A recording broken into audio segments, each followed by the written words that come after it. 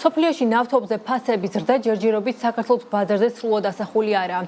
ამის შესახებ ნავთობიმპორტიორი კომპანიების ნაწილში აცხადებენ ამ და სხვა თემებზე რამდენიმე წუთში გიყვებით.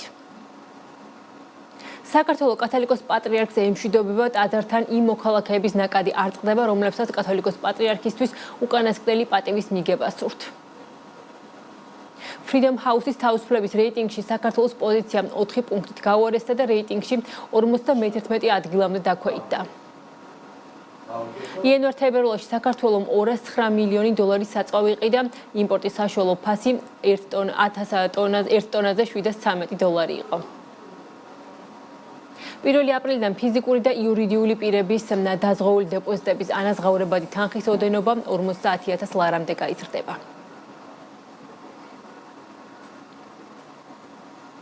მოგესალმებით, ეს BMG-ა, რეგიონის წამყვანი ბიზნეს-მედია სააგენტო, მე შუაშვილი ვარ და ეკონომიკის და ბიზნესის სიახლეების შესახებ გიყვებით. სოფლიოში ნავთობზე ფასების ზრდა ჯერჯერობით საქართველოს ბაზარზე სრულად ასახული არაა. ამის შესახებ სენტა პეტროლიუმ ჯორჯიოს გენერალური დირექტორი აცხადებს. ზალ იაკობიძის თქმით, ნავთობიმპორტიორ კომპანიებს მიმდინარე პერიოდში გარკვეული მარაგები ჰქონდათ, რაც ნელ-ნელა უკვე იწურება. შესაბამისად, თუ კი სოფლიოს სანავთობო ბაზარზე ვითარება არ შეიცვლება, კომპანიებს შემდგომ პერიოდში გაცილებით მაღალ ფასად მოუწევთ ნავთობპროდუქტების იმპორტი. მისი თქმით, სოფლიო და ადგილობრივ ბაზარზე ნავთობპროდუქტების ფასებზე დამატებითი წნეხი იქნება, თუ კი რუსეთის საწვავის ექსპორტზე შეზღუდვებს დააწესებს. სოფლიოში ნავთობის ფასების რეკორდული ზრდის ფონზე საქართველოში საწვავის გაძვირება გრძელდება. ბოლო 1 კვირის განმავლობაში ბენზინის ფასი კიდევ 5.20 თეთრით არის გაზრდილი, დიზელის კი 15.32 თეთრით გაიზარდა. ის რაც უკვე მოცემულობა გვაქვს, ანუ ფასების გაძვირება სოფლიო ბაზარზე, მთელი მასშტაბით საქართველოს ბაზარზე ჯერჯერობით არ არის ასახული. ამის მიზეზი ის არის, რომ გარკვეული ნაშთები იყო ქვეყანაში, სხვადასხვა კომპანიებს ჰქონდათ ის ნაშთები და ეს ნაშთები ბუნებრივად იწურება. ეხლა ახალი საწვავის შეკვეთა ძალიან ის არის პრობლემატურია იმ კუთხით, რომ რუსეთმა დიდი ალბათობით შეიძლება შეზღუდოს ექსპორტი საქართველოს მიმართულებით და მეორე ისეთი ნიშნულს მიაღწია ამ ფასებმა, რომ ყველა კომპანია უკვე ძალიან ისე რისკებს ხედავს ახალი საწვავის შეკვეთაში, იმიტომ რომ არავინ არ ვიცით რა მოხდება უახლოეს პერიოდში. ანუ სანამ საწვავის ფასის არ დასტაბილურდება, რა ფასად იყიდი და შეიძლება რაღაცა პერიოდის შემდეგ გაცილებით მაღალი თვითღირებულების საქონელი საწვავის შემოიტანო, ვიდრე დღეს არის. სენტა პეტროლიუმ ჯორჯიოს გენერალური დირექტორი ასევე აცხადებს, რომ სოფლიოში ნავთობის რეკორდული გაძვირების ფონზე საქართველოს ბაზარზე გარკვეულად უცნაური ვითარებაა შექმნილი, რადგან ბენზინგასამართ სადგურებზე საცალო ქსელში საწვავი უფრო იაფიღებს, ვიდრე საბითუმო ბაზარზე. ზალ იაკობიძე ამბობს, რომ ეს გარემოება თავის მხრივ იმით აიხსნება, რომ კომპანიები მარაგების ამოწურვის შიშით პრაქტიკულად უარს ამბობენ საბითუმო ბაზარზე ნავთობპროდუქტების გაყიდვაზე. ყველა კომპანია არსებულ ნაშთებს ძალიან უფრთხილდება, რადგან მომდევნო პერიოდში შესაძლოა გაცილებით მაღალ ფასად მოუწიოთ ნავთობპროდუქტების იმპორტი, აცხადებს ზალ იაკობიძე. ბევრ ავტოგასამართ სადგურზე ფასი უფრო ნაკლებია, ვიდრე ეს არის საბითუმო ბაზარზე. როგორც წესი, მუდმივად პირიქით არის, რა თქმა უნდა. ჯერ საბითუმო ფასია და მერე სათვალო ფასი. ეს იმას ნიშნავს, რომ კომპანიები პრაქტიკულად უარს ამბობენ უკვე საბითუმო გაყიდვაზე იმის შიშით, რომ მათ არ გამოამოეწუროთ მარაგი და არ მოხდეს ისე, რომ გაუთავდეთ საწვავი და საკუთარ ქსელებში ვერ შეიტანონ შესაბამისი პროდუქცია. ეხლა დიდი რაოდენობით გაყიდვა საბითუმო ბაზარზე კომპანიებისათვის პრობლემატურია. იმის შიშით, რომ ხვალ ზეგ შეიძლება გაცილებით მაღალ ფასად მოუწიოთ შესყიდვა. ან საერთოდ გაუთავდეთ. აი ამის გამოა, რომ უკვე რაღაცა ხელუხლებელი მარაგის ასე ვთქვათ თემა გაჩნდა. რუსეთმა შესაძლოა საწვავის ექსპორტზე შეზღუდვა დააწესოს. ქვეყნის ენერგეტიკის მინისტრის ანტონ რუბცოვის განცხადებით, თუ კი სოფლიოში ნავთობზე ფასის ზრდა გააგრძელდება, რუსეთს შესაძლოა ზოგიერთი ნავთობის საწვავის ექსპორტი აიკრძალოს. პრიორიტეტი ენერგორესურსების ფასებზე მკაცრი მონიტორინგი და შიდა ბაზრის შეუფერხებელი მომარაგება უნდა განისაზღვროს, რამდენად ეფექტურად არეგულირებს ფასებს არსებული დემპფერი. თუ კი მისი რესურსი ამოიწურება, მზად უნდა ვიყოთ დამატებითი ბერკეტების ასამუშავებლად, განაცხადა ანტონ რუბცოვმა. მზის პანელები გაძვირდა, მიზეზი იშვიათ მინერალებზე ფასის ზრდა, რომელიც წარმოებაში გამოიყენება, შედეგად პანელებზე ფასი წლის დასაწყისიდან დაახლოებით 30% არის გაზრდილი. მოსალოდნელი, რომ 1 აპრილიდან ჩინეთი კიდევ 9%-იან შეღავათს მოხსნის მზის პანელების ექსპორტზე, რაც პროდუქტს კიდევ უფრო გააძვირებს. ფასზე უარყოფითად აისახება ახლო აღმოსავლეთში კონფლიქტის გამო გართულებული და გაძვირებული გადაზიდვაც. ჯამში მოსალოდნელი, რომ უახლოეს პერიოდში მზის პანელების ფასი 40%-ით გაიზრდება. მოსალოდნელი, რომ ფასების ზრდა დაბრკოლებას შეუქმნის იმ ქართულ ინვესტორებს, რომლებმაც CFD აუქციონი 5.6 ცენტად გაიმარჯვეს აუქციონში და ეკონომიკის სამინისტროსგან მემორანდუმების გაფორმებას ელოდებიან, როგორ შეიცვლება ვითარება მზის ენერგიის ბაზარზე. ეკა გაზდელიანი შემოგვიერთდება დეტალებით, ეკა მოგესალმები და გისმენთ. მოგესალმები, ნუცა. ახალ და დაგეგმილ პროექტებში მზის პანელებზე ფასების ზრდა უკვე ასახულია, როგორც კერძო სექტორის წარმომადგენლები აცხადებენ, მზის პანელების გაძვირება რამდენიმე გლობალურმა ფაქტორმა განაპირობა, მათ შორისაა საწარმოო ნედლეულზე ფასების ზრდა და ტრანსპორტირების ხარჯების მკვეთრი მატება. დარგის წარმომადგენლების განმარტებით, თუ აქამდე ჩინეთიდან ფოთამდე ერთი კონტეინერის ტრანსპორტირება $3,000 ჯდებოდა, დღეს ეს ფასი $5,000 უახლოვდება და ამასთან 1 აპრილიდან ჩინეთის მთავრობის მიერ მზის პანელების ექსპორტზე დაწესებული შეღავათები უქმდება. ეს ცვლილებები კი სხვა ფაქტორებთან ერთად მზის პანელების ფასს ჯამში 40%-ით აძვირებს, ხოლო უკუგების პერიოდს 10 წელზე მეტად ზრდის. ეს მოსალოდნელია, რომ მნიშვნელოვნად გაურთულებს და გაუძვირებს პროექტებს იმ კომპანიებს, რომლებმაც ეკონომიკის სამინისტროს მიერ გამოცხადებულ აუქციონებში გაიმარჯვეს და 5.6 ცენტიანი ტარიფით გეგმავენ პროექტების განხორციელებას. ამ პროექტების რენტაბელობა მოსალოდნელია, რომ შემცირდება და შესაძლოა ბევრმა კომპანიამ უარიც თქვას პროექტების განხორციელებაზე. ბევრს გაწეული აქვს უკვე ხარჯები პროექტის განხორციელების, აქ ჩატარებული აქვს კვლევები, ზოგს მიერთების საფასური გადახდილი აქვს, ზოგმა მიწაც შეიძინა, ასე რომ ინვესტიცია გაწეული აქვს და ახლა პროექტი მინიმუმს ვიძახი და ახლოვებით 15-დან 20%-მდე უძვირდება. ამ ახალი ფასებით მაინც მომგებიანი რჩება ჩვენი შეფასებით და ჩვენი გადათვლით, თუმცა ოღონდ ძალიან გრძელვადიან პერსპექტივაში. ანუ აქ არის საუბარი 10 წელი და მეტ, ასე ვთქვათ, მეტი, ასე ვთქვათ, უკუგების პერიოდზე.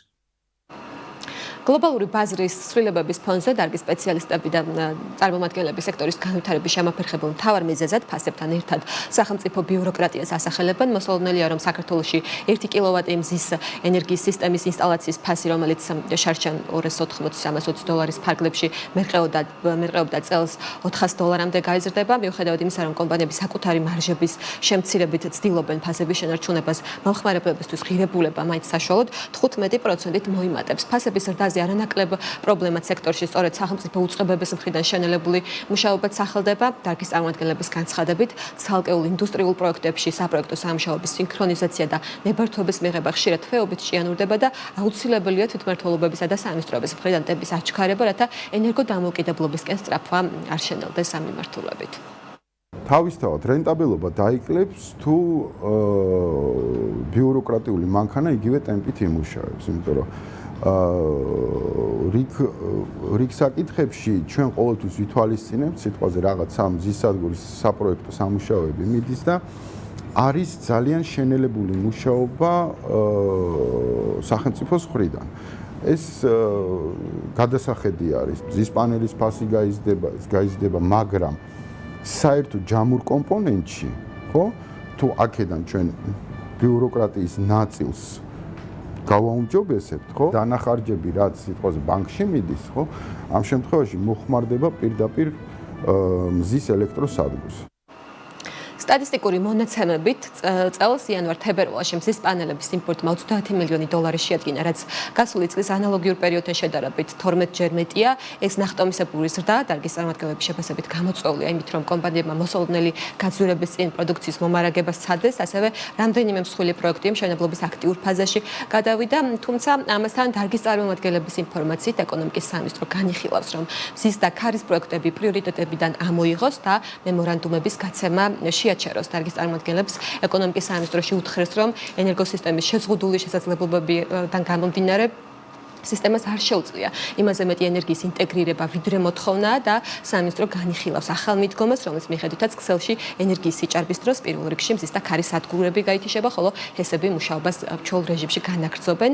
ამ საკითხზე უფრო ვრცლად 19 საათზე ჩვენს თავარ შემაჯამებელ გამოშვებაში კი ამბობთ.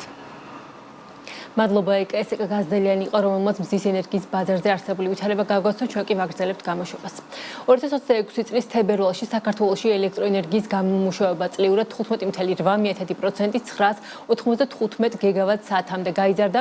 ამავე თვეში ელექტროენერგიის მოხმარება წლიურად 1.8%-ით 1226 გიგავატ-საათამდე იყო გაზრდილი. საბალანსო ელექტროენერგიის ბაზარზე 1 კილოვატ-საათი ელექტროენერგიის ღირებულება 5.57 მიასედი დოლარი ცენტი შეადგინა, რაც წლიურ წლში 6.6%-იანი კლება მიმდინარე წლის თებერვალში საქართველოში იმპორტირებული იყო 7.3 მილიონი დოლარის ღირებულების 277 გიგავატ-საათი ელექტროენერგია.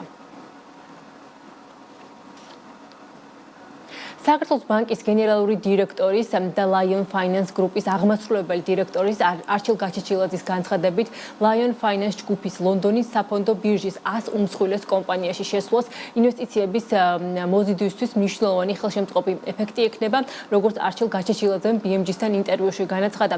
აღნიშნული ფაქტი ხელს შეუწყობს საქართველოს ცნობადობის ამაღლებას და შექმნის შესაძლებლობას ქართული კომპანიებისთვის, რომ დამატებითი კაპიტალი მოიზიდონ. ცნობისთვის საქართველოს ბანკი, როგორც Lion Finance Group-ში შემავალი ფინანსური ინსტიტუტი FTSE 100-ის ინდექსში შევიდა და გახდა პირველი კომპანია საქართველოდან, რომელმაც ლონდონის საფონდო ბირჟის 100 წამყვან კომპანიას შორის დაიკავა ადგილი. როცა საქართველოდან არის წარმოუდგენელი ისეთი ტიპის ინდექსში კომპანია, როგორც არის FTSE 100-ში, ძალიან ბევრი ინვესტორი, რომელიც იგნორირებას უკეთებდა ამ რეგიონს, ვინაიდან არც ესე დიდი რეგიონი ვარ მსოფლიო ეკონომიკურ რუკაზე, ფაქტიურად თითქმის იძულებული იქნება რომ აქტიურად გადაწყვეტოს ან უნდა იყიდოს, ან არ უნდა იყიდოს. ან და უნდა გადაწყვეტონ, რომ იცი რა არის, აი Lion Finance-ში არ ჩავდებ ფულს, მაგრამ ჩავდებ რაღაცა სხვაში. და ძალიან რთულია ამის გაკეთება, ვინაიდან ჩვენ საკმაოდ მზარდი კომპანია ვართ და PE multiple, რასაც ქვია, ასე ვთქვათ, შეფასების კოეფიციენტი არც ისე მაღალი გვაქვს ინგლისურ კომპანიებთან შედარებით. შესაბამისად, აუცილებლად დაჭირდებათ, რომ შეისწავლონ საქართველოს ეკონომიკა რეგიონისგან და ეს არის უკვე ის ბაზა, რომელიც დახვდება სხვა ყველა კომპანიას, რომელიც გადაწყვეტავს, რომ აქციები გაყიდოს ლონდონში. აქამდე პირობითად თუ იყო 30 ინვესტორი, რომელთანაც უნდა დაეკაკუნებინათ კარზე და შესულიყონ და მოეყოლათ რა არის საქართველოს და მათ ეცოდინებოდათ საქართველოს, ვინაიდან რამოდენიმე კომპანია რეგიონიდან არის წარმოდგენილი და ისინი არიან უკვე ინვესტორები. ხვალდაზე უკვე ეს იქნება არა 30, არამედ იქნება 100, 200 ფონდი, რომელიც უკვე ნამეცადინები იქნება ბჭყალებში, რო ვთქვათ, ქართულ ეკონომიკასთან დაკავშირებით და შესაბამისად ეს ქმნის შესაძლებლობას ქართული კომპანიებისთვის, რომ დამატებით კაპიტალი მოიზიდონ. პლასტიკის ბოთლების შემდეგ მთავრობა ბიოდეგრადირებადი პარკების მოხმარების შეზღუდვასაც გეგმავს. ეს განცხადება გასულ კვირას გარემოს დაცვისა და სოფლის მეურნეობის მინისტრის მოადგილემ გააკეთა. სამინისტრო არც ამ რეგულაციის დეტალებზე საუბრობს მედიასთან, თუმცა უწყებაში შესაძლო აკრძალვის წინაპირობად მსოფლიო ბანკის კვლევა მოყავთ, რა რეკომენდაციები აქვს მსოფლიო ბანკს ქვეყანაში ერთჯერადი პარკების გამოყენების აკრძალვასთან დაკავშირებით და რატომ არ იმუშავა ამ ტიპის წარმოებების მიმართ დაწესებულმა რეგულაციებამ. ანუკა ჯოხაძე ცდილობდა თემის დეტალების გარკვევას, რომელსაც პირდაპირ ეთერში გაგვიზიარებს. ანუკა, მოგესალმებით და გისმენ. როცა მსოფლიო ბანკის კვლევა, რომელსაც გარემოს დაცვისა და სოფლის მეურნეობის სამინისტრო ეფუძნება, წერია, რომ პლასმასის ბოთლები და მათი თავსახურები, ასევე პლასტიკის პარკები განისაზღვრა ორ ძირითად პრიორიტეტულ პროდუქტად, რომლებიც მნიშვნელოვანი დამაბინძურებლები არიან გარემოსი და ამასთან ამ მიმართულებით ინტერვენციის დიდი პოტენციალი. ანგარიში აღნიშნულია, რომ უნდა გაუმჯობესდეს პლასტიკის პარკების რეგულაცია, რამდენადაც 2018 წელს მიღებულმა რეგულაციამ შეზღუდული წარმატება აჩვენა. მათი შეფასებით ბაზარზე დაშვებული ბიოდეგრადირებადი პარკები სრულად ვერ იშლება ბუნებრივ პირობებში, ხოლო მათი სეპარირებული შეგროვება და გადამუშავება საქართველოში არ ხდება. შესაბამისად, მათი რეკომენდაცია, რომ ამ ტიპის პროდუქცია ბაზარზე სრულად შეიზღუდოს. შესაბუთი ნარჩენების კლასტერში, რომელიც მსგავსი ტიპის პროდუქციის მწარმოებლებს აერთიანებს, ამბობენ, რომ რეგულაციამ, რომელიც წლების წინ ამოქმედა და ბაზრიდან პოლიეთილენის პარკები უნდა ამოეღო, არ იმუშავა. მათი თქმით, სამინისტრომ რეგულაციის პირვანდელ ვერსიაში შეტანილი ცვლილებებით ბაზარზე დაუშვა პლასტიკის პარკის ალტერნატივები, რომელიც ნაწილობრივ ბიოდეგრადირებადია, მაგრამ გარემოს იგივე ზიანს აყენებს, რასაც სტანდარტული პლასტიკის პარკი. მათივე შეფასებით აუცილებელია ამ მიმართულებით ნაბიჯების გადადგმა, მაგრამ პროცესში ბიზნესთან კონსულტაციები უნდა დაიწყოს.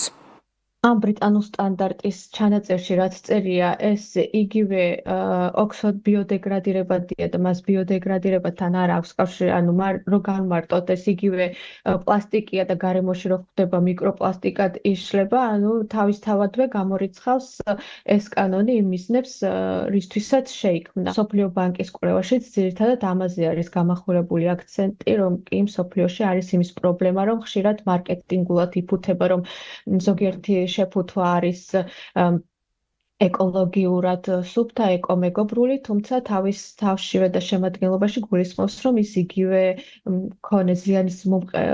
იგივე ზიანის აყენებს გარემოს და ჯანმრთელობას, როგორც ერთჯერადი პლასტიკი. ამ მიმართულებით დაიწყება მსჯელობა სასურველი არის და მიზანშეწონილიც, რომ პირველ რიგში ბიზნესთან იყოს დიალოგი ყველა რგოლმა, შესაძლებელია, რომ ერთიანად მივიდნენ იმ გადაწყვეტილებამდე, რომელიც მართლაც გადაწყვეტილება იქნება იმ პრობლემისა, რომელიც არსებობს დღეს საქართველოში. რეგულაცია, რომელსაც ბაზარზე პოლიეთილენის პარკები უნდა შეეზღუდა, არ მუშაობს, ამბობს ჩვენთან საუბარში გარემოს დამცველი ნინო ჩხობაძე. მისი თქმით, ამის ერთ-ერთი პრობლემა თავად კანონის აღსრულებაშია. მისივე თქმით, ბაზარზე შესაბამისი კონტროლი სახელმწიფოს მხრიდან ვერ ხორციელდება, შესაბამისად ერთჯერადი პლასტიკის პარკები, რომელიც კანონით აკრძალულია, ბაზარზე მაინც იყიდება.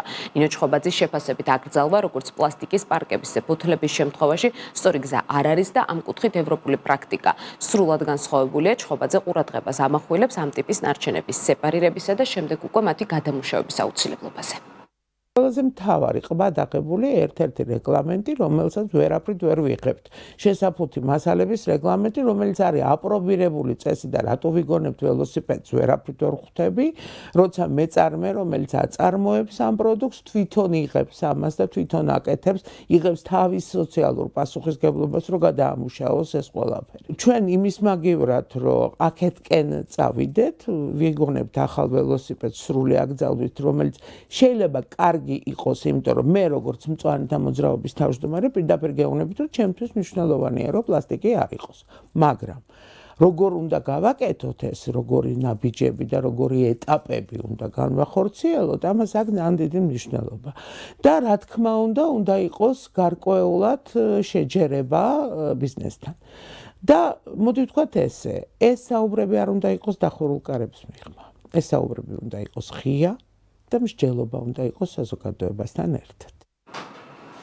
2019 წლის ივლისიდან საქართველოში ნებისმიერი სისქის პლასტიკის პარკის წარმოება, იმპორტი და რეალიზაცია აკრძალულია. კანონის მიხედვით იმპორტის კონტროლს საზღვარზე შემოსავლების სამსახური, საწარმოებში გარემოს დაცვის სამინისტრო, სავაჭრო ობიექტებში კი ადგილობრივი მუნიციპალიტეტები ახორციელებენ. ამასთან 2023 წლის 2 იანვრიდან 100 წონად განკუთვნილი პოლიეთილენის პარკებიც აიკრძალა. უფრო მეც თუ რა წერია უშუალოდ მსოფლიო ბანკის ანგარიშში, რომელსაც როგორც ერთჯერადი პარკების პლასტიკის ბოთლების აკრძალვის რეგულაციის შემუშავებისას მთავრობა დაეყრდნო, ამას უკვე საქმის კურსის შემაჯამებელ გამოშვებაში მოისმენთ. მადლობა ანუკა, სანუკო ჯოხაძე იყო, ჩვენ კი ვაგრძელებთ გამოშვებას.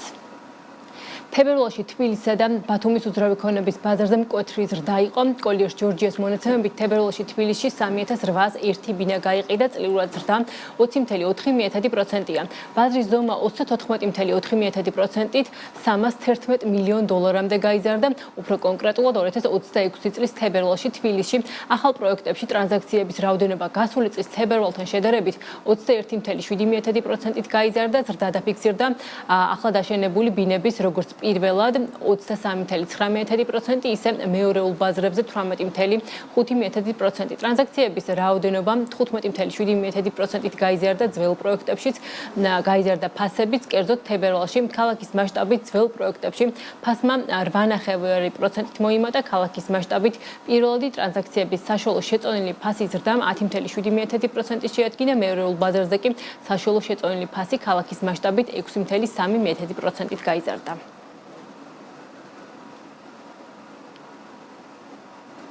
ასეთი იყო ამ დროისთვის საქმის კურსი, მე გემშვიდობებით, თქვენ კი წინ გელით შემოჯამებელი გამოშვება ანელაპიეჩულთან ერთად 19 საათზე.